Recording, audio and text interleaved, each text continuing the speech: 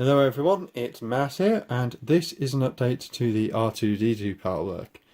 And obviously, many of you will remember this frame. I've actually done it wrong. I've actually had to swap them over to get the correct format, so apologies for that. For those of you following the channel, thought that was the correct way. They've had a few little additions to it, obviously. So this is the original base layer. We've had these rods, which came in one part work, as well as the sort of backing sort of sturdy bits there. We've had another layer on. That's come again in another issue, possibly two. But again, it's now starting to look really nice and sturdy. And obviously this isn't the entire fullness of the chassis, so obviously this would go, I imagine, that way around, possibly the other way around. There's no confirmed right or wrong answer at the moment, so it'll obviously either go that way. If this is the forward and that's the rear, either go that way or that way, because obviously the wheel has got to go there. So yeah, really nice sort of mechanism, really nice and strong. You know, you can clearly see it's been built to last. There's no sort of flex in it really, so it's a really nice strong structure.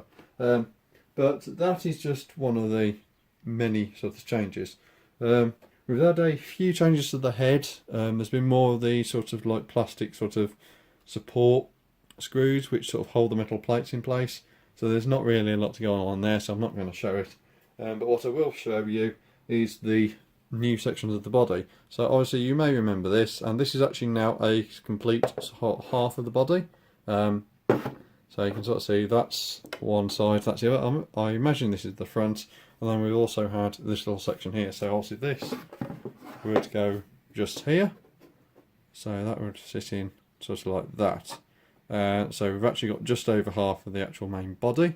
And if I go to one of the artworks, if we go to this one, for example, this is issue 75, and you can sort of see that there's actually a sort of bit here, and I imagine this is the pre-production model because there's a few changes, but I imagine that this section here is actually this section here.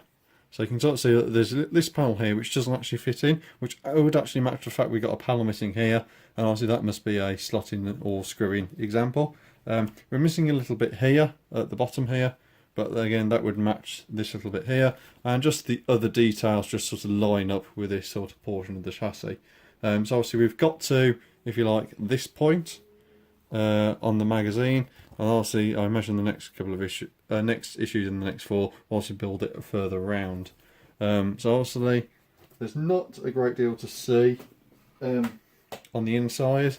So obviously you can see there's just some clip mounts and screw holes, and then the rest semicircle is just the same thing. There's actually a speaker there, so that's the speaker output.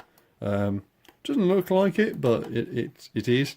And then obviously these just, I think these just snapped in actually and screwed in, and then that's a screwing, and obviously those are snapping and screwings. But yeah, there's very little in terms of actual stuff holding it together. Obviously that will change once it's actually on the sort of like metal frame and screwed in that way, and then that will be held a lot better. But essentially, sort of like that's the update. There's not, despite the fact there's been 4 issues, there has been a fair amount, but obviously that was one issue. I think this was another issue, and then the other bits were like 1 or 2 issues as well. So, so that's it for this update. So there's obviously some work gone on, but not a great deal. And this will probably be the last update for the R2-D2 project.